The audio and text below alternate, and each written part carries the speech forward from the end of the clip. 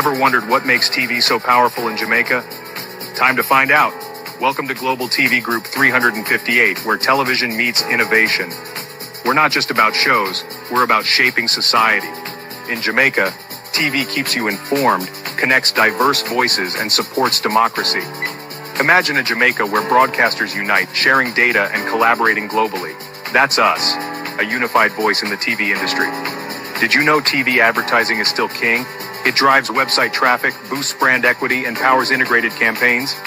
Even in an age of digital, TV stands strong, resilient in tough times. Our global TV deck is your treasure trove of insights and data. With charts, graphs, and success stories, it's your guide to impactful TV advertising. Curious to learn more? Visit our website and see how Global TV Group 358 keeps television at the heart of entertainment in Jamaica. Get ready to binge watch the future. Corruption is a vile disease that sucks and drains the health out of something good. Corruption in society is an evil moral infection that keeps community in the state of perpetual sickness. Corruption is a moral virus. It's so potent, it leaves its host sick, lethargic, and unable to realize and accomplish all that a well person can. Where corruption thrives, poverty and not prosperity thrives. Wealth is grabbed into the greedy, grubby hands of those who get fat on the toil and labor of good people. Corruption benefits only temporarily those who participate in it. Everyone else is a victim of the theft, the deceit, the dishonesty, and the lies that corruption feeds on. You need to know that a corrupt person is stealing from you. Corruption is filthy work and despicable acts of treachery done under the table and behind closed doors. Corruption is a disgusting shame. Corruption keeps a nation back from true development and from progress. Wise investors steer clear of a corrupt environment. They would rather put their resources into a place where the playing field of opportunity is equal for all and not bent towards feeding the financial lust of corrupt, lying, cheating, thieving politicians and government officials. How many wonderful development projects have been lost because the investors didn't want to do business in a swamp of evil? When those great projects go to another nation or to some other place, we all lose. Believe me when I tell you that corruption steals from you, it steals from all of us. Corruption plunders the nation's wealth. Corrupt people compromise on truth, equity, and fairness, choosing instead to feed off the short-term benefits of crookedness, exploitation, and financial perversion. Corruption is not just a personal matter, it's a culture. It's a way of life, not just for individual people, but for companies, communities, governments, and nations. Corrupt nations, hiding behind large companies, will seek to invest in other weak nations in order to take over the assets of the nation that they've invested into. They will provide financial loans to a nation for the much-needed infrastructure, and they will do it with assets that they provide. They will sign contracts by lining the pockets of rotten government officials who participate in this kind of corruption and are then held hostage by their own deceit and greed. Corruption is nothing less than a form of theft and national robbery. A corrupt person steals from everyone in society.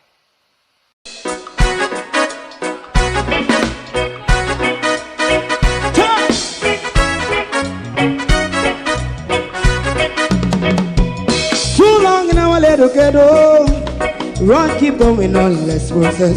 For children of Israel do really love rights.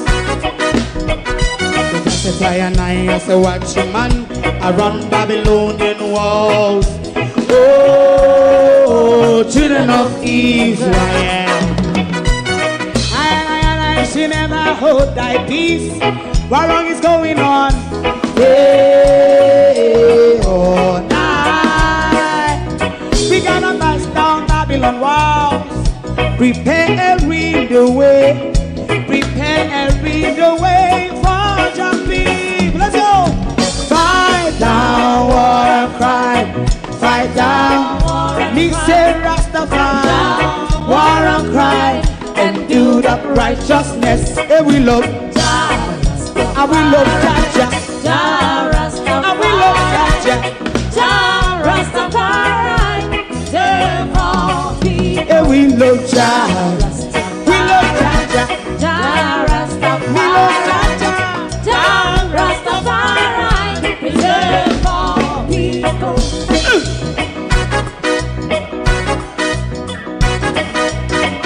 Put time away again.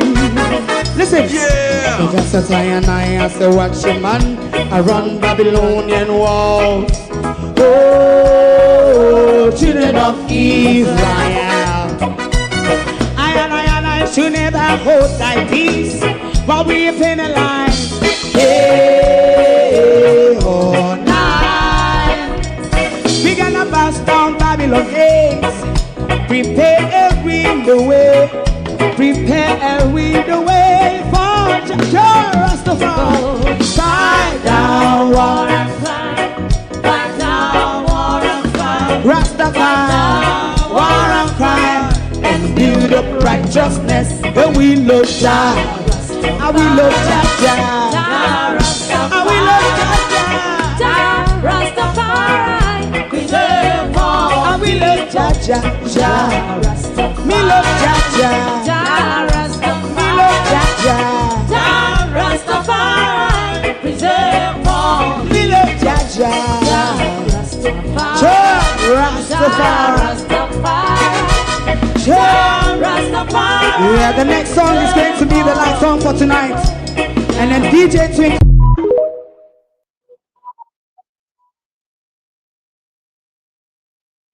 For decades, they've had outstretched hand collecting.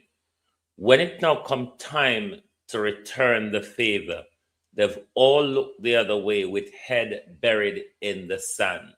The question is Cuba a brother? And is CARICOM practicing the love thy neighbor principle? That is why we're asking tonight, where is the moral outrage from CARICOM? Where is the love thy brothers principle that we see coming from CARICOM? The silence is becoming more and more deafening from CARICOM on a matter of principle. Cuba has never looked the other direction from the Caribbean, always a faithful and loyal brother. Is that the treatment, though, that the Caribbean is given to Cuba in return? Good evening and welcome to the People's Point of View. Thank you all for joining us this evening.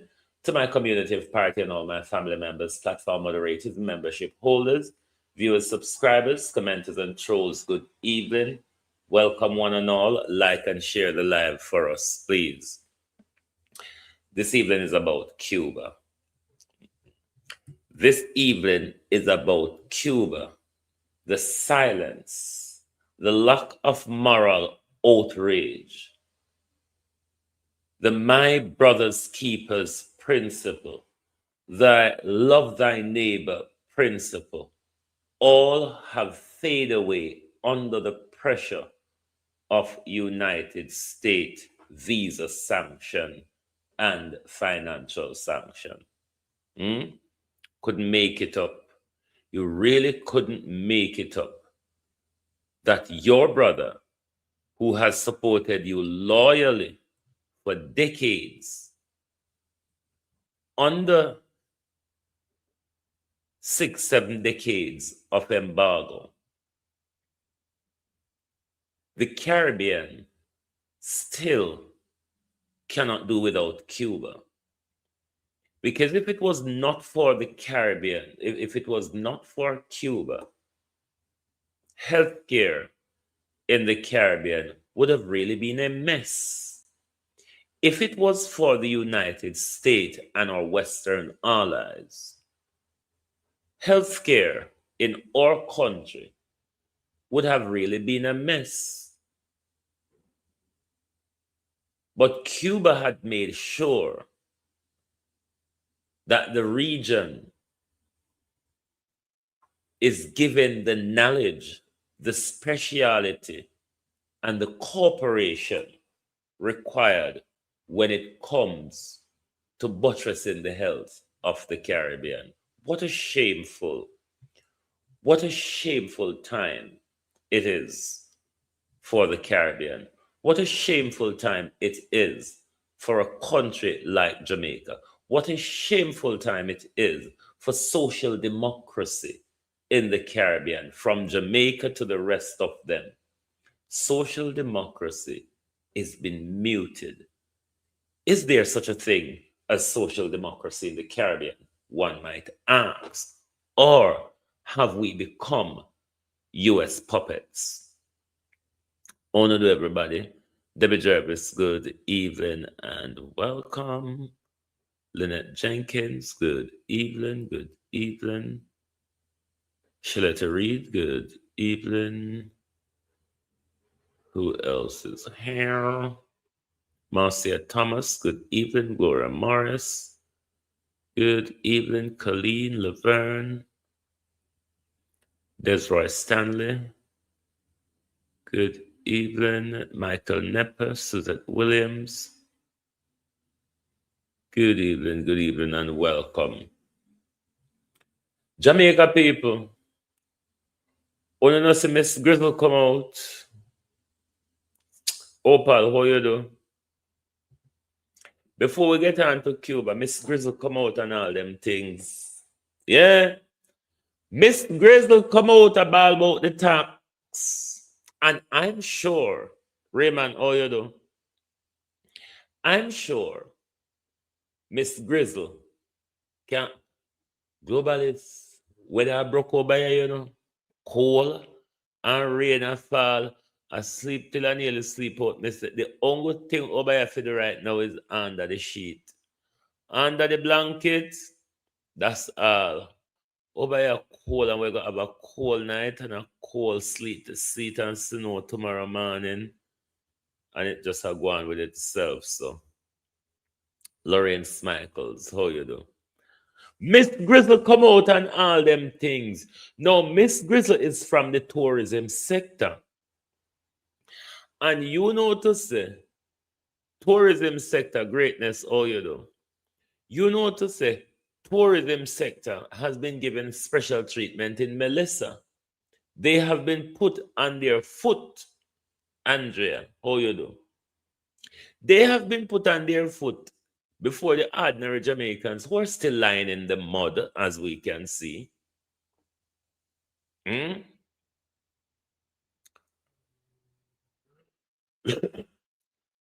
The tax what government a put pan we and all away. It a compound we were in the mud straight away, Ladybug, oh you do, Lawrence Michaels. It a compound we straight away, you know. But the tourism sector, which Miss Grizzle's a part of, them now get the hit until next year. But rightly so, Miss Grizzle come out a quarrel over the tax. And I'm asking you Jamaicans who cannot afford, because we know Miss Grizzle can't afford, as much as you hear Miss Grizzle scream there. Barbara, how you do? Scream as you hear Miss Grizzle scream. Miss Grizzle can't afford it. Miss Grizzle can't find a night dinner. Can you, the ordinary Jamaican, though, lying in the wreckage of Melissa, afford the new tax where you're going to have to start pay in a 2026? Giving some Miss Grizzle and her friend them in this sector, they have been given special treatment. They have been given special treatment. And them now got to pay till 2027 April. And Miss Grizzle come out and said this a cause fear amongst the small hoteliers. The small hoteliers, you know, when you care how small them be, them a exploit poor people. Them a make a dash off our country and then pay them fair share. Cause we the poorer people I pay more than them. Hmm? But Miss Grizzle, I mean, know the tourism sector would be behind Miss Grizzle on this. So let us see how it a go between the tourism sector. She from in the tourism sector, Opal, she in the small hotelier business. But you know, when she come out, she can represent the whole of them. And the whole of them think to say, them don't fi pay them fair share. Remember, said was it the Antigua Prime Minister was planning to kick out Sandals and them lot if they don't pay them fair share because the Adam Stewart them not pay them fair share in Jamaica. Even though you hear the Adam Stewart and them lot got them not paying the fair share in Jamaica. But you the people who live down in a mud, who live down in a water, who live down under tarpaulin and under rusty zinc, don't have no concern of the tax hike that the government is coming with at this time. This time we don't know if we go to higgling. This time we don't know if we go to fishing. We don't know if we go to fish vending. We don't know farm. We don't have to dash it because Flight Green and what it murderer from St. Thomas name. James Robertson, Flight Green and James Robertson Tufton them mash up agriculture and everything. So what is it going to be? And then Cuba is going to rise one day, you know. And so Cuba got ton superpower. And hello, Jamaica. You see the superpower where you claim to be Jamaica. You see the broke, silent, take order from America. Walk and beg superpower where Jamaica be. Cuba is going to become a superpower one day, you know. The death of the United States, the hastening death of the United States, the rise of China, the emergence of Russia, the coalition of BRICS, Cuba will become a superpower in the Caribbean one day. I promise you this, Jamaica. I promise you this, CARICOM. I promise you this, America, that in your dying days, we will see Cuba becoming a superpower in the Caribbean. They've already got what at stake. On the 7 decades of embargo, Cuba got what it takes. What Cuba offered to the Caribbean, you can't even do it for yourself. What Cuba offered to the Caribbean, Marcia Thomas, how you do? Michael Leach in a call out, Andrew Emma call out, Andrew Pan. Believe you me, Marcia, family done this morning show, the way how by a cold and tan bad. Me just asleep. Me never look for nothing much. I must say that's why I extend the time of the show, even though me kind of job back in, because me no much long wake up. I sleep today, I sleep. In the bad weather. But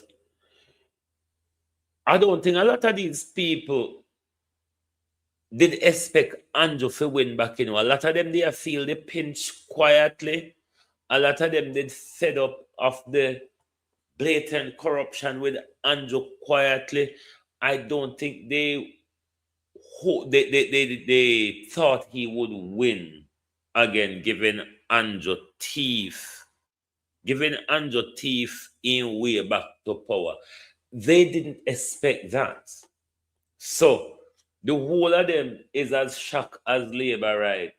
So then I have to go deal with Andrew another fight. When I say Cliff Hughes a turn. Cliff Hughes a turn, but I don't know, so she She's a cricketer. She bat and bowl. She's a cricketer.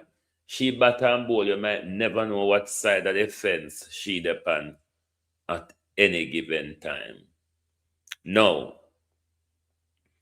We did our piece of global TV editorial this evening on the silence from the Caribbean. It's heart-wrenching to see how much Cuba has done for the region in Jamaica. Jamaica, don't give back Cuba in school, them and speciality and everything. You know, get back. And let us see if the United States of pedophiles is going to step up to the plate. Because if the United States of pedophiles would have stepped up to the plate, the dog of Dr. Tufton wouldn't have returned to its vomit, even though Marco Rubio did have them behave like they have any other choice. Ivan Bradford, oh, you do. Ladybug. Even though you see the little hand Marco Rubio, how they might behave like I said, they have any other. You all don't have any other choice other than Cuba Caribbean. It's shameful, though, how to see you all crawling under the feet of pedophiles. At a time like now, when everybody should have shown their skirt over their head and tell America if they come kiss out. Everybody should have not tell the United Pedophile to come kiss out something. See the hold on the pound on knee. Let us go to the Global TV editorial. This is just our opinion. All right.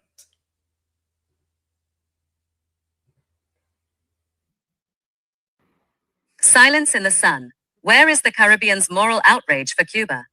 For half a century, Cuba has been the Caribbean's quiet pillar of solidarity, sending doctors to staff underfunded clinics in Grenada, building schools in Jamaica, and rushing aid to Dominica in the wake of Hurricane Maria.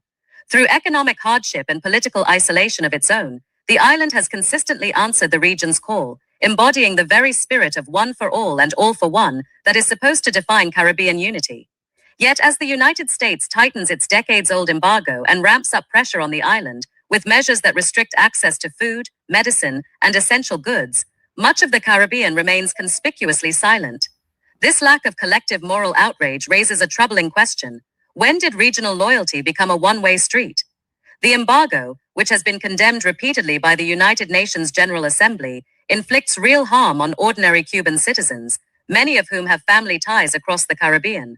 While some nations have issued mild diplomatic statements, there has been no coordinated regional response to challenge the policy or demand relief for a neighbor in need. Economic pressures from major trading partners, fear of U.S. retaliation, and shifting domestic political priorities have seemingly overshadowed the moral imperative to stand with an ally that never wavered. The Caribbean prides itself on its history of resistance against oppression and colonialism. Failing to speak out for Cuba betrays that legacy.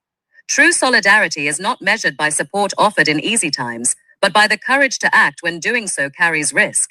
It is time for the region to find its voice and demand an end to a policy that punishes the most vulnerable and undermines the very idea of Caribbean community. Charting a path forward, how the Caribbean can advocate for Cuba while balancing geopolitical realities.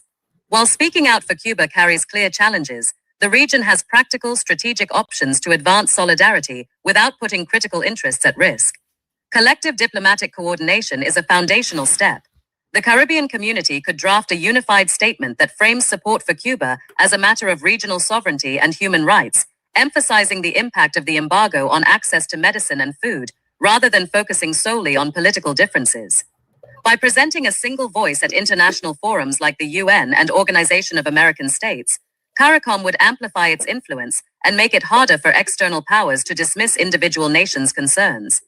Additionally, member states could rotate leadership on the issue, ensuring no single country bears disproportionate pressure.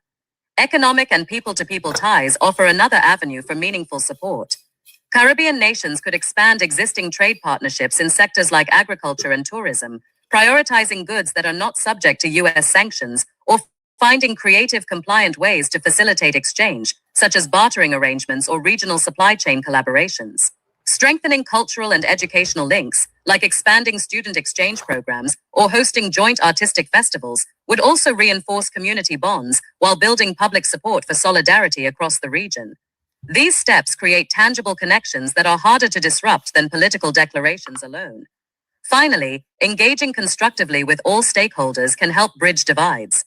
CARICOM could offer to act as a neutral intermediary in discussions between Cuba and the US, positioning the region as a champion of dialogue rather than a partisan actor. By framing advocacy as part of a broader push for equitable regional relations and economic development, Caribbean leaders can make the case that supporting Cuba serves both moral and practical interests for the entire community.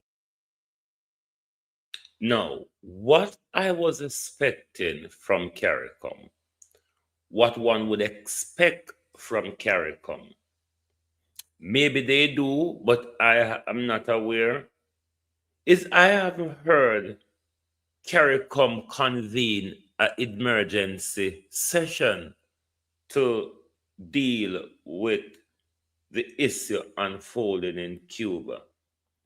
Nor have we seen CARICOM take the steps to advance the issue as an emergency to the United Nations Security Council or to the United Nations General Assembly.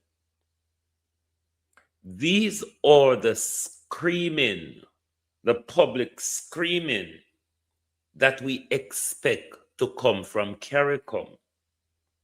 If it is that uno say uno hands are tied, and if uno do uno fido, it's going to collapse on a financial system. What about noise? What about bringing it to the attention of the world? What about making it as a crisis in our region? I don't see the crisis approach. I really don't see the crisis approach coming from the Caribbean at all. You wouldn't believe that what is unfolding in Cuba is by the way the Caribbean is just going as if it's the usual. Now, Cuba has been under sanction for decades, but this is a tightening. This is a tightening of the belt, and nobody no sound like them united on the issue. Lynette Jenkins, how are you? All right. Unafraid for speak out single. Unafraid for champion the issue singularly. What happened though to the voice of CARICOM? And what does CARICOM means if it only means when it's good time? Because it is what is playing out here. The entire Caribbean willing to call Cuba a brother, willing to call Cuba a neighbor when it benefits them, willing to raise their voice and call the word Cuba when they're stretching out their hands. They all barely want to use the word Cuba at the moment. They barely want to use the word Cuba. Nobody wants to upset Donald Trump or Marco Rubio.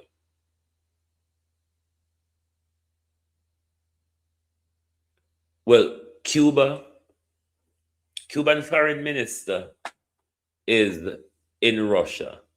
And I have every confidence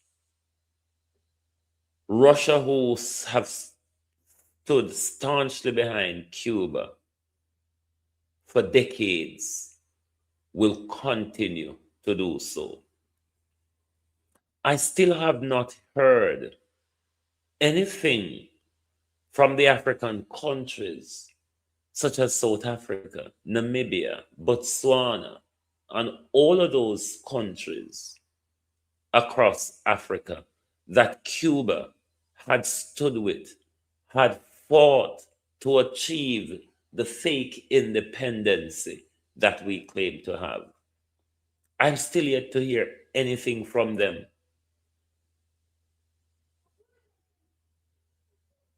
But I know people like Russia, China, and North Korea will step up to the plate. Venezuela would have, borrowing what we see the pedophile president did in Venezuela. And that's a part of squeezing Cuba. But how disgraceful it is for a country like Jamaica. Jamaica benefited from Cuba. Schools, free scholarship, medical specialities, something that us so-called independent democracies to date has not achieved. And this is why I say to you all the while, fuck democracy. It really doesn't work. And let me tell you why it doesn't work. Especially when democracy is tied to high-level corruption. It really doesn't work. Look at China.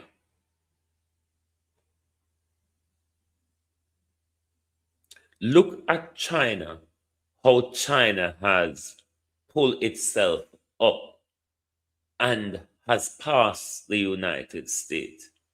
They didn't do it with democracy. Because what democracy done, it gives too much stupid people too much voice. What democracy done, it gave stupid people too much voices. Look at Russia. Russia was never a democracy. They held themselves in the face of US and global pressure and sanction.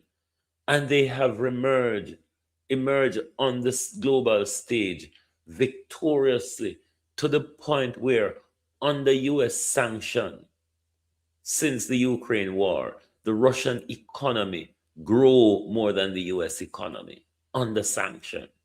Remember when the mad Biden says we will turn the ruble into rubble within weeks? The Russian economy has grown faster than the American economy. Colin, how you do? Look at a new and present example of authoritarianism. They call it authoritarianism. Look at the new brand authoritarianism, as they call it, in Burkina Faso. It is fostering development. It is fostering a national spirit. This thing about democracy that says you must wear a short skirt, you must sleep with a pig if that's what you decide to do, you can marry to a horse or yourself, is too much stupid people have too much voices. And it is the reason why I don't believe in this thing called democracy. Democracy and free speech are two different things. Democracy is a corrupt system designed to serve powerful white people. Governments or leaders that use the authoritarianism method have a system of, Pamela, how you do? Holding a country together, building a country's fabric and develop the country socially, politically, and economically. Look at Iran. Why you think they couldn't have fought more than a 12-day war with Iran? Look at these countries they call authoritarian rules. These are the countries that have the chance to develop. These things called democracy, the hair under America's arm that America can shave away when they're too irritant. It serves no purpose for development. Democracy have no interest in people. Democracy, the interest of democracy is in power. That is why you see all of these post-colonial countries hinge and tie to democracy, never get anywhere. And they will never get anywhere because all of these clubs designed by the colonial masters, democracy, what you call whatever system you see them design, them democracy, them rule of law, they don't work.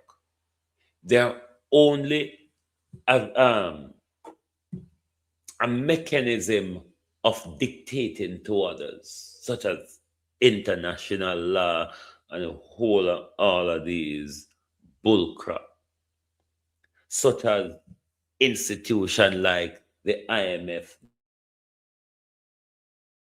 the World Bank, the World Trade Organization, the World Health Organization. All of these arms and institutions, they serve as a way of America and the West dictating to the rest of the world. And that's why I'm always of the view that democracy don't work for what we call developing countries or post-colonial countries. What we need is leaders with vision, leaders with the political will, leader with a national spirit and not an American spirit or a Western spirit. This is why we're not going anywhere. And this is why, under 6-7 decades of embargo, Cuba internally has done better than the rest of the Caribbean under the pressure that they exist. They have done better than the Caribbean in science and technology. Us who have the access to all of these things from our Western allies, we still haven't got the capacity to do the level of training, Pamela, how you do, to train people in the sciences that Cuba is doing. We're still not up to par yet. How much scholarship we get to anybody? We can't even give a student, we can barely give a student them at home scholarship. Over the decades, how much free scholarship have we got from Cuba? So democracy don't work for us, and it isn't working for us because our partners in democracy, they have not shared their knowledge with us. They have not shared their expertise with us. Gloria Morris, how you do? They have not shared their knowledge or their expertise with us. What they do is the little that we can train to their required standard. As soon as we can train them, so them draw them from we. Because if we ought to become ambitious as the Cubans, the American and the Western healthcare would have suffered.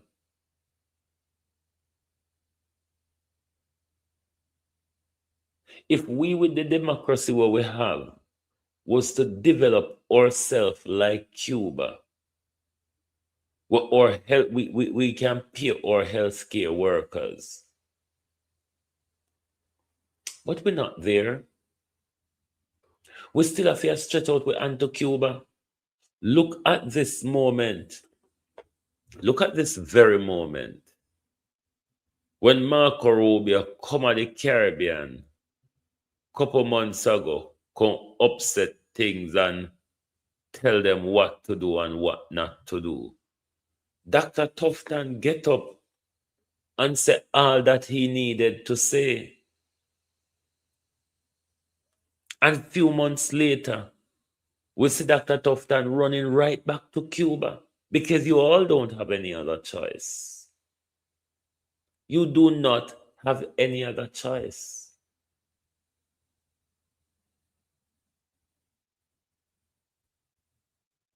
And I don't see Jamaicans are treated like Christopher ought to answer questions to us.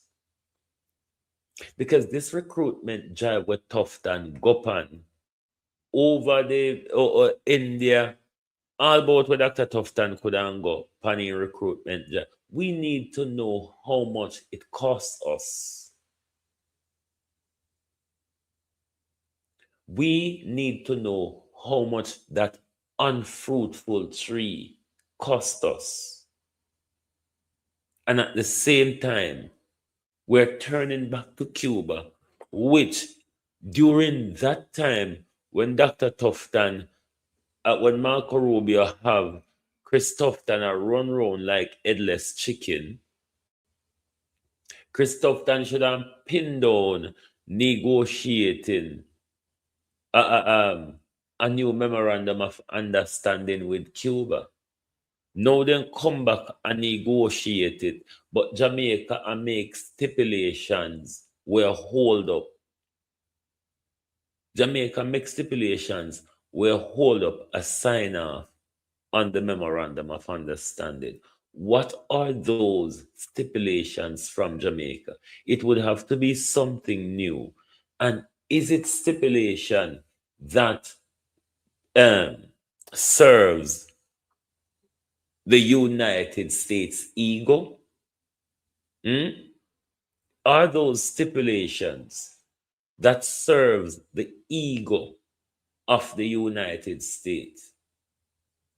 It is very disgraceful to see the behavior of the Caribbean. Terrence Jew, you are the one who is leading cheering CARICOM at the moment. You said you're a leftist, you're a social democracy. Oh, you don't convene an emergency session. Oh, you don't convene an emergency session with CARICOM. How is it that we not request an emergency meeting with the Security Council? Because the older than something there, our American organization, CARICOM, the American state of whatsoever you call it. All these organizations are American organizations. And when you check out CARICOM deep root, they have all hand themselves over to America. They can't make no decision without America signing off on it. So when you hear these people go to the United, me go tackle you at the United Nations General Assembly. Me go tackle you because me expect a load of voice from a snap election where they me Motley. The reason why you call a snap election where they you want to strengthen up and shore up your support, given the tricky waters of geopolitics in the region. So me want to hear from Mia Motley, because Mia Motley is the young strong voice in the Caribbean. He look like Terrence Jew, him turning a Mark Golden. Mark Golding and Dana Motley. Mark Golding and Dana Motley. PNP, you hypocrites. You hypocrites who suck Cuba fish head. PNP, you hypocrites. Why on the street to demonstrate for Cuba? On the street to demonstrate for Abraham Chore. What have you benefited from Burkina Faso? I'm sure you benefited much from Cuba. But we not see no out there and demonstrate for Cuba because no want to no face sip on camera for one another embassy America, so no they demonstrate for Cuba. PNP, uno will suck Cuba fish head. Uno will get enough from Cuba when uno did in a power. Cuba stood behind PNP loyally to this day. If Portia was here, it wouldn't be like this. At least nice would Anna make. If it was Mama P, at least some nice would Anna make. Them classy hypocrite will call themselves PNP. The whole of them turn America stooge, you know. The whole of them turn America stooge. Why PNP not up on street a demonstrate for Cuba? Me no hear the PNP vlogger them a go on like this is a critical issue. Why everybody ignore Cuba? If you don't ignore Cuba, the entire Caribbean go blind, you know. You remember that? You remember say if Cuba fall, the entire Caribbean is going to go blind. Any blind? Yeah. The entire Caribbean. But you know, we're blind already anyway, so we're spiritually blind.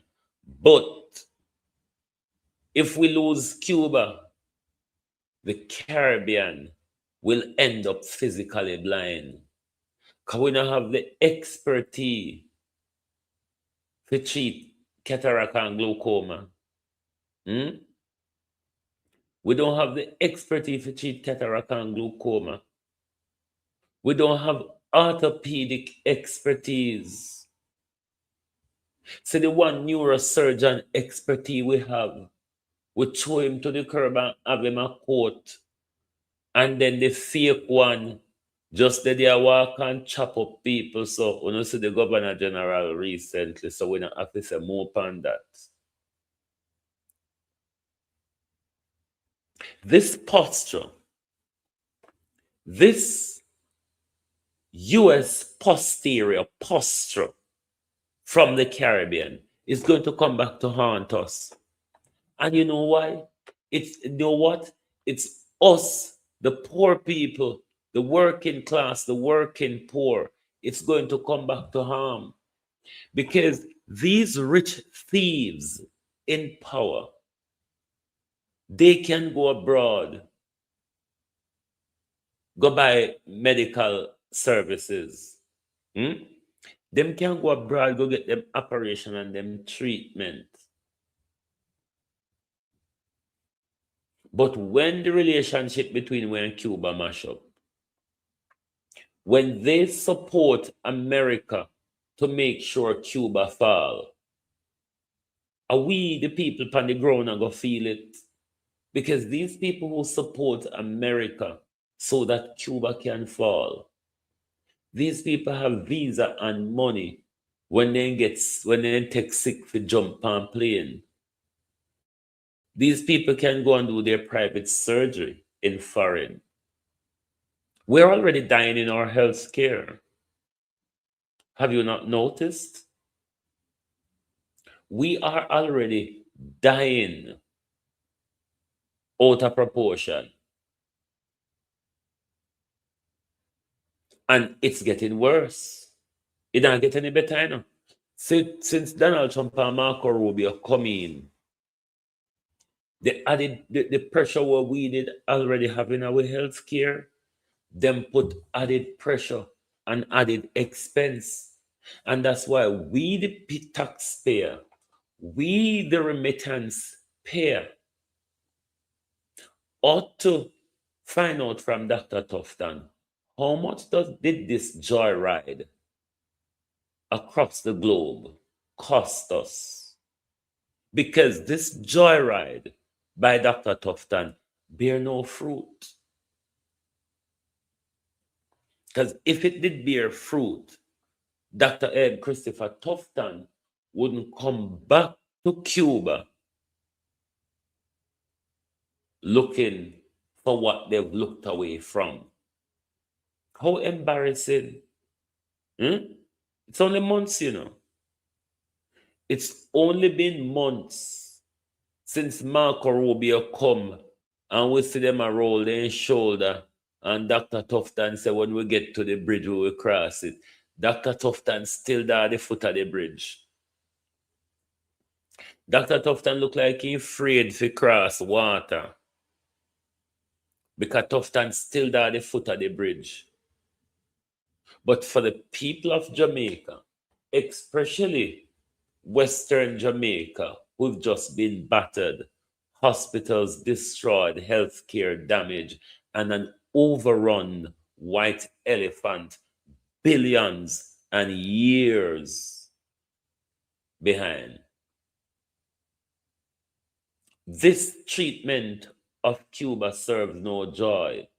This taking orders from the US that would allow us to suffer, allow our health care to suffer. It brings no joy. But Jamaica people say, these over health.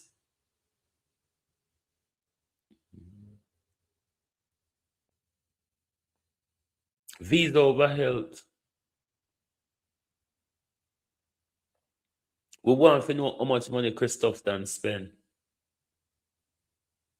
Because this looked like it was a holiday that we paid for.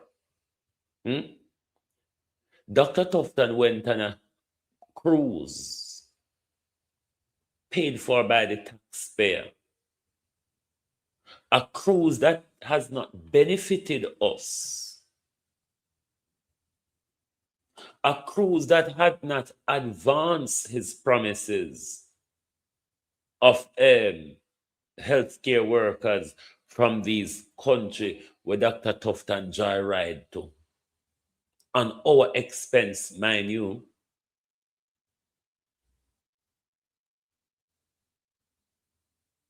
We want to know what happened as to why the tree never bear fruit. Is it that Jamaica couldn't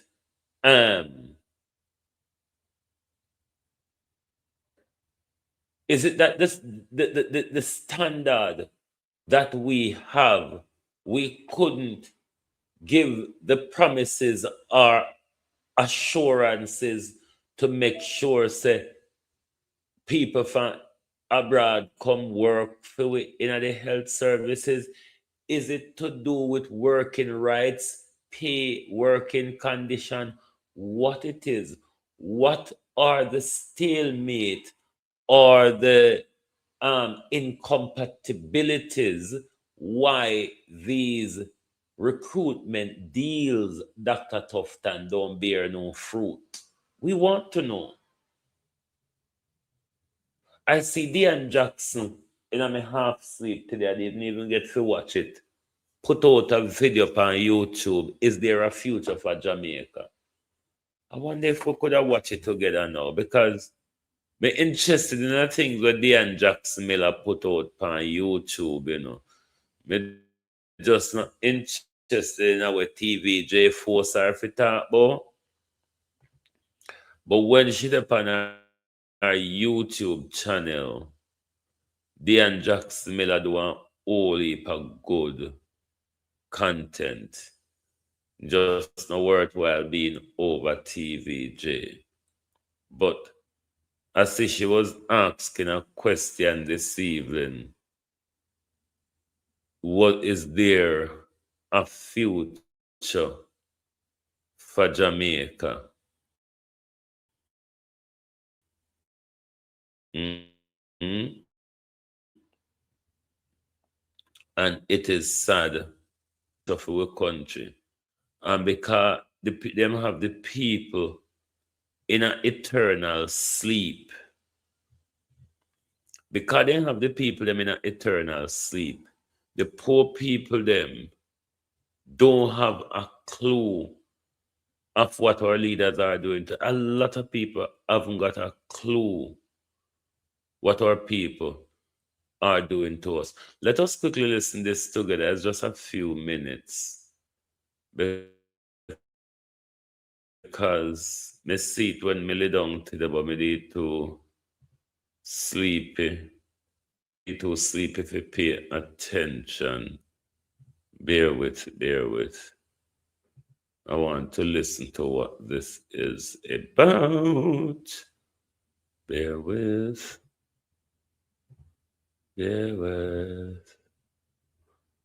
Let us listen to what Dan Jackson Miller is talking about. Starbrook News, powerful media houses in the Caribbean going out of business. What I'd say for the media houses that remain here in Jamaica and the rest of the Caribbean. Want to know what you think? I'll soon tell you what I think. I'm Dion Jackson Miller. Thank you so much for joining me. Time for tea.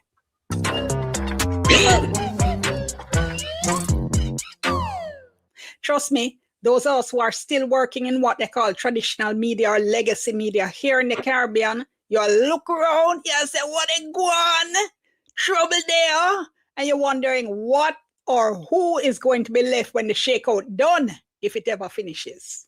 And when they talk about traditional or legacy media, you're talking about media that were here before the internet. Yes, there was such a time. So you talk about TV, radio, newspapers, magazines. And I want to know, tell me, do you still watch or follow legacy media? You still listen radio on radio? You still listen TV on TV? Do you still read print copies of the newspaper or magazines? Tell me in the comments, all right? And while you're down there, like the video, all right? Share it. Subscribe to the channel if you're not yet a subscriber. Sharon Bernard, how you doing? This channel going. So obviously, it's not that people aren't consuming content. People are watch, people are listen, people are read stuff. So how come traditional media are dying? And there's a whole heap of research going on about this, all right? Whole heap of books and... What? Another deal one? You know, I die because we Monday tell too much lie to the people. Did I? Articles and documentaries and everything, but I want to share with you some thoughts I have looking at what's been happening here in Jamaica and the rest of the Caribbean. And some of the things I'm noticing, the issue of diversity of voices, the issue of what you might call same old, and of course the overheads issue. In case you didn't know, I do work for the RGR Gleaner Communications Group, one of the largest remaining traditional media groups in the English-speaking Caribbean. So what have we seen just in the past year alone in Ghana? The Starbrook News closing after more than 39 years as an independent newspaper. Starbrook News is going to stop printing as of March 15, 2026. And Jano, when I went to Ghana, when I was in Georgetown, I just saw the sign. I saw where the office was, and I was so excited because I was going Starbrook News, because as long as I've been in journalism, Starbrook News has been one of the influential and important voices in media in the region. The chairman said newspapers like the Starbrook News have faced what he called an existential challenge from global digital platforms like Facebook, YouTube, Instagram, and TikTok. Now, in January 2026, news came that Newsday out of Trinidad and Tobago was shutting down. And the managing director said the paper had been affected by what he called a perfect storm. He said the cost of raw materials, especially paper, had soared over the past decade.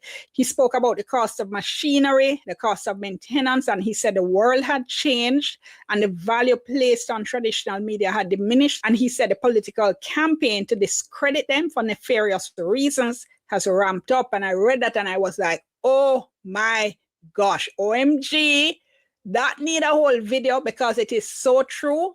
There is a campaign, it is nefarious, it's very targeted, and it's also very obvious. But another day for that. And of course, in 2025, we saw Digicel closing Loop as well as Sportsmax. Now, Sportsmax started in 2002, Loop started in 2014. So people are still consuming content, but they're gone online, right? And again, tell me what it is you're watching or reading or listening to. Comment below, all right? Really want to hear. I might do a follow-up video based on your responses. This is one of the fascinating things for me, right? Since I've come into this YouTube space and I've just been looking around a lot more, and just the diversity of voices that are here. People who would never, ever have been allowed onto traditional platforms like radio and TV in many cases, because they don't sound like how BBC announcers sound. And trust me, if you don't believe, say a lot of people still think you need to sound like that to be in media. You need to hear some of the calls we get. But they're Ballot, the death of mainstream media. We are the new frontier. Hashtag new media. Out there, they're on YouTube, then they're on TikTok, they're doing their thing, talking the way they talk, with a thriving audience. People are watching them, people following them, people listening to them, and they're doing good, they're doing well. And there are all kinds of channels out there. As I know, you know, lifestyle channels like Meet the Mitchells and the Virgos and Asafa Powell and his family. Big up to all of them. And of course, you're seeing sports out there. Big up to my colleagues who used to be at Sportsmax, who have started their own channels. Ricardo Chambers with Sports Chambers, for instance. Leighton Levy with Mr. Analyst. Lance Whitaker with Lance Whitaker Voice and Motion. He does Lance at the Track for all you horse racing fans. You have Oral Tracy, of course, who comments on any and everything, and I could Jamaica, them a catch on. You see how long me I tell them, say, drop the mainstream media and create on a YouTube channel, because this is where it's at. They're catching on. Them a realize now, say, done. A be a duck's nest a fall upon them. Then realize now, say, done. Get it over. Do a whole series of videos. I've done a couple on all the many things I disagree with Oral about, but I digress. So what I see is that a lot of people, they're getting away from the kind of very formal, curated content that you get on traditional media, and a lot of people are enjoying that. And a lot of content creators are doing things very differently than we've always been taught to do them on traditional media. So if you do an interview program on traditional media, right, it's probably going to be half hour, an hour, and half hour means really 24 minutes or so with ads. 1 full hour means probably 48 minutes with ads. If you're doing a news story and you did an interview with somebody, if it's a radio story, the soundbite from that person is probably going to be about 30 seconds or 45 seconds. On TV might be a little bit longer, might be a minute, minute and a half, but you get the point. Very, very short, very, very tight. And of course, there are reasons for that, right? But then when you go online, no, a lot of those rules broken. So for instance, Teach Them, really interesting channel. Fabulous interviews with lots of celebrities, for instance. And when you look at those interviews, like an hour, hour and a half, 2 hours, more than 2 hours, and just talk. And sure, a lot of people may not watch them right to the end, but you can watch and you can come back, or you can watch as much as you want. And if you want the full interview, it's there. As we know, not all channels are at the same level. Not all channels give you the same level of credible content. But that's one of the things that happens when you get rid of the gatekeepers. You know, have a whole heap of choice, including from the truly excellent to the not so wonderful. And when we talk about curated content, I remember the big excitement and fuss there was when Raga Shanti first started on Jamaican radio and was doing his program in Patois, in Jamaican language, right? And a lot of people were upset. I remember arguing with one person and saying, why would this bother you? That one program on one station for 3 hours out of the day, the host wants to do his program in the Jamaican language. Why on earth would that bother you? And of course, the person had no answer, because there's no good answer to that. But the reality is that traditional media, certainly in Jamaica, have never really leaned into the Jamaican language. You might have a one program here or there. I think it was Irie that used to do newscast in Patois. If I'm wrong, please correct me. My colleague from St. Lucia, Janella Pursuit, says that in St. Lucia, they do French Creole newscasts, right? And in 2026, we're just still not doing that in traditional media here in Jamaica. So see, they know people doing their programs on social media, on the internet, they can talk anyhow they want to talk, and people are attracted to it because it's authentic. It's engaging, it's fun, and a lot of times talk truth. Traditional media, many times, is none of those things. So I'm going to leave it there. I'm going to pick up on this in my next video, though, because I want Jamaica, them a learn. Slowly but surely, them catching on. Them realize, listen here. It's not that I like Donald Trump. Don't get it wrong. But Donald Trump makes certain things possible. As my mother would say, you got to hang the dog, but give him character. Annie Jones, how you do? Before the first coming of Donald Trump, we accepted mainstream media. And then Donald Trump came along the way. And he branded them as fake news. This is the thing about Donald Trump and name calling. And this is how bullyism works. His name calling, you notice when he throws a mud on the wall in name calling, it tends to stick. And he has diminished his attack on social media in his first coming, really diminish the standing of social media, of mainstream media, rather. And then COVID ushered in and exposed them, hold them up to the light, because we all realized then, for those of us who were wide awake, would have noticed that whichever channel you turn to, in whatever country, whether it be radio or television, they were all reading from one script of the World Health Organization. And that lie that they told us, that lie that they doubled down on, with the battering of Donald Trump sideways, have really exposed traditional media, because a lot of people invested their time in social media and really believe, mainstream media rather, and really believe the narratives of mainstream media. It also shows us in that opening of them, it shows us that media is not what we thought it was.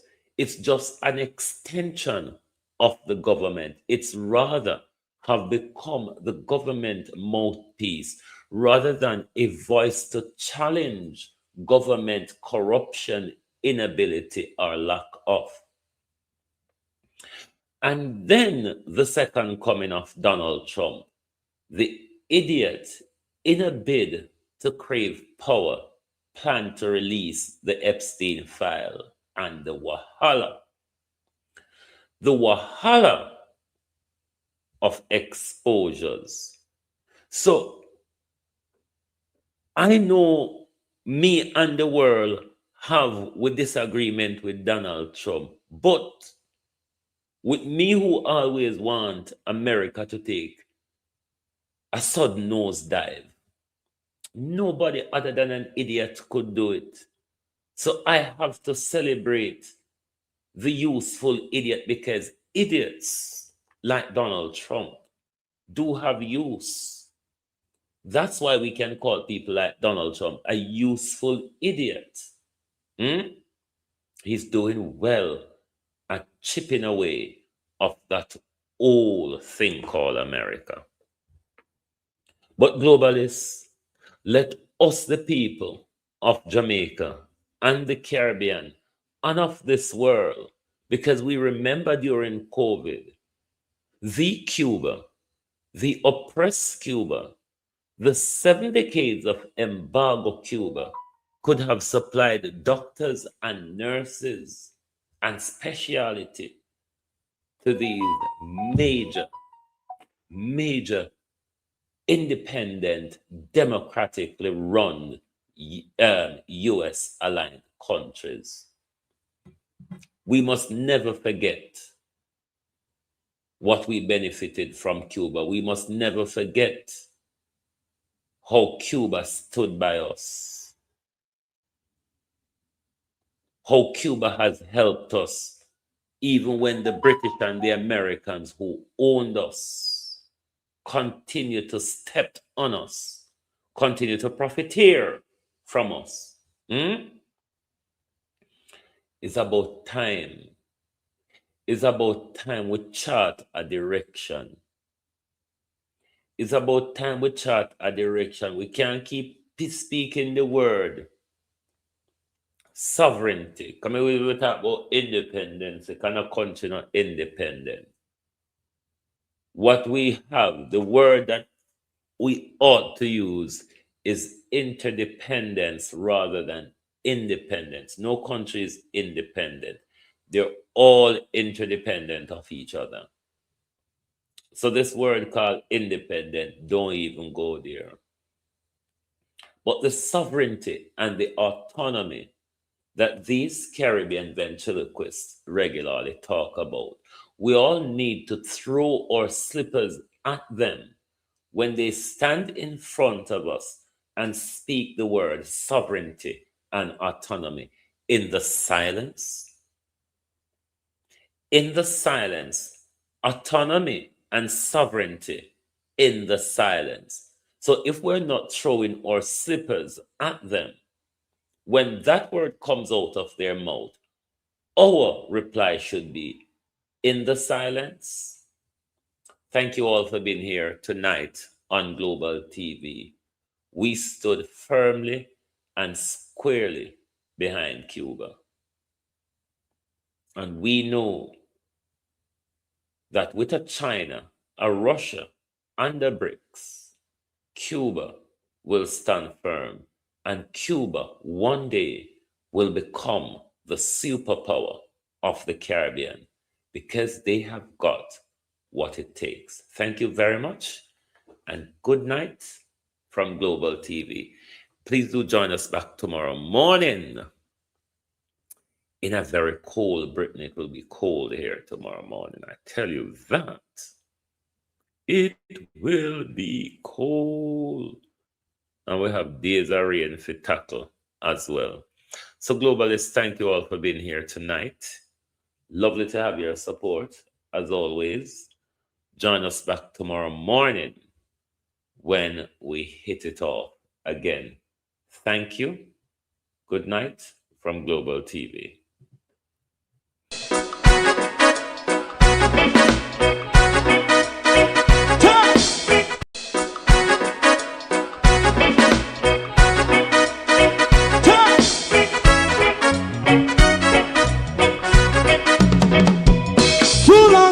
Together, run, keep going on, let's process.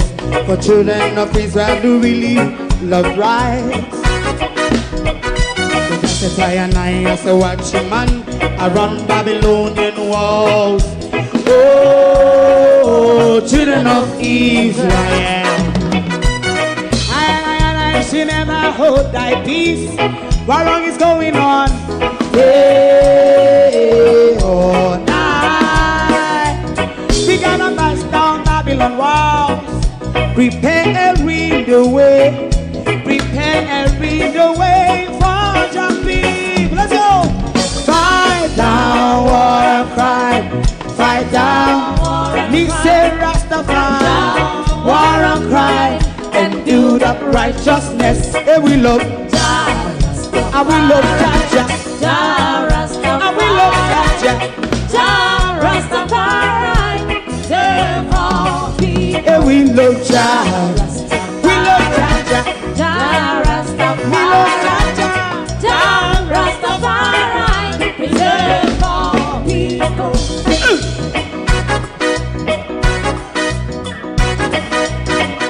Put time away. Put time away. working. Listen, yeah. Just as I and I as a watchman around Babylonian walls. Oh, children of Israel, I and I should never hold thy peace while we penalize. Hey, oh, night. We gonna bust down Babylon gates. Prepare the way. Prepare the way for Rastafari. Fight down war and crime. Fight down war and crime. Rastafari, war and crime.